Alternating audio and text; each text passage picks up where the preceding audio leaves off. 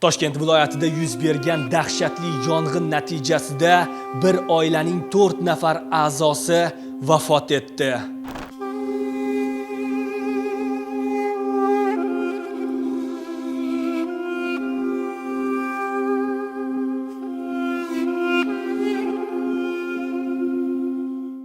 Rasmiylar tomonidan berilgan ma'lumotlarda qayd etilishicha, holat joriy yilning 16-aprel kuni O'rtachirchiq tumani O'rtovul MFI hududidagi xonadonlarning birida yuz bergan.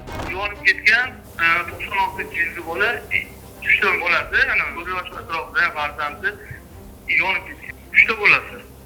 Uchalasi ham halok bo'lishgan, ha? Ha, uchalasi ham halok bo'lgan. Yana kimlar jarohat oldi, eshitmadingizmi?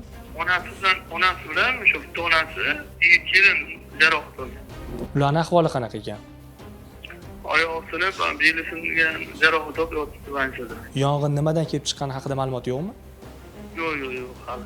Dastlabki ma'lumotlarga ko'ra 1996-yilda tug'ilgan erkak va uning 3 nafar farzandi portlashdan so'ng kelib chiqqan yong'in natijasida halok bo'lishgan. Uning turmush o'rtog'i va onasi og'ir ahvolda shifoxonada davo muolajalarini olishmoqda. Mazkur holat yuzasidan O'rtachirchiq tuman prokuraturasi tomonidan Jinoyat kodeksining 259-moddasi bilan jinoyat ishi qo'zg'atildi.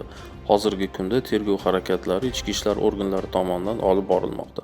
Dasturimizning navbatdagi sonlarida ushbu voqea haqida batafsilroq ma'lumot berishga harakat qilamiz. Biz shu o'rinda vafot etgan marhumning oila a'zolariga, yaqinlariga chuqur hamdardlik izhor etamiz.